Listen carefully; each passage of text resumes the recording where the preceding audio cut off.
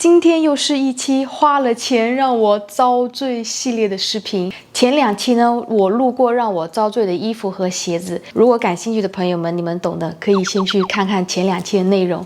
每周更新一个新视频，不要忘记关注和点赞我的频道。今天的视频呢，要来分享那些花了钱让我遭罪和后悔的包包们。大家都听过包治百病这个词，对吧？但我告诉你们，不是所有包都能包治百病，有些包包可以给你带来心脏病，而且有些包包的设计真的是很气死人。我不会买那种一眼看起来就很不实用的包包，比如像那种菜篮子的设计，或者是开口特别宽的包包，因为你这么拎出去，岂不是摆明了要被人抢吗？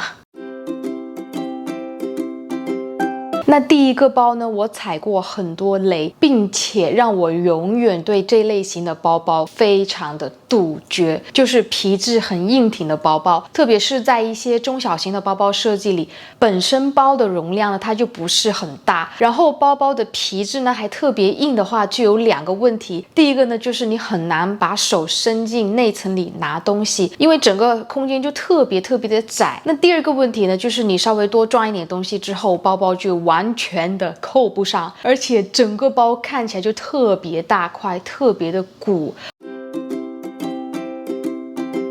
第2个让我后悔的包包呢，就是那种开关扣子设计太复杂的包。我是觉得包包最容易坏的地方呢，就是开关口的这个地方，因为这是每次你往包里拿东西需要开来开去的扣子。那有一些扣子上面不是吸铁的吗？当每次你把包关好之后，只需要吸上去就行了。但偏偏有些包的设计啊，吸铁的扣子呢就老是吸不上去，然后这个时候我就开始急了嘛，怎么关也关不上去。另外有些设计的扣子呢，要么就是你先按一个开关，或者是你要旋转一个扣子。那这种扣子的设计呢，有的时候也让你很抓狂，就是当你关上包之后，你怎么也对不上那个扣子的口。我不知道大家有没有买过那种包，反正我是有的，这种体验真的是很不好。特别是你出门在外人多的时候，如果你的扣子没有及时关好的话，就很容易被偷东西。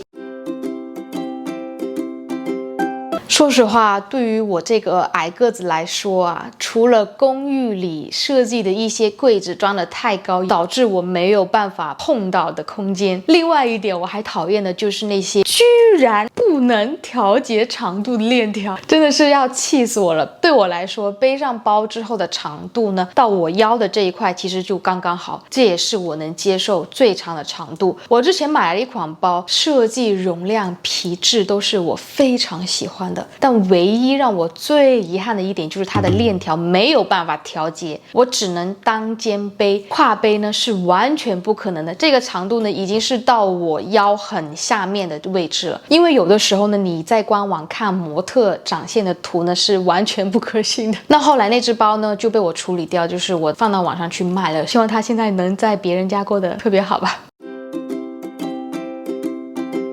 最后一个让我花钱后悔买的包包呢，就是那种缺少安全性设计的。因为我买包呢，一般会考虑到不仅是日常能够使用，出门旅游的时候也可以很方便。那我考虑到旅游时候的安全性，像那种开口特别大的水桶包啊，或者是小型的托特包，我一律不会买。或者是那种开关口特别的松，按扣只有一边，没有办法做到全部封闭的包包呢，我也不会买。我目前手上有的2个托特包呢，它们都是带有拉链，就是完全可以拉好的。像我在网上看到一些托特包也好，或者是水桶包，它们的纽扣呢就是仅只有中间那一块，然后它2边呢全都是张的很大的，所以呢这个就导致如果你背那种包，那万一你在人多，像那种比较高级的小偷，那岂不是一个手就能把你包里的东西偷走了嘛？所以这种包不是说我遭罪，而是我觉得也关系到安全问题。这4种类型的包包我是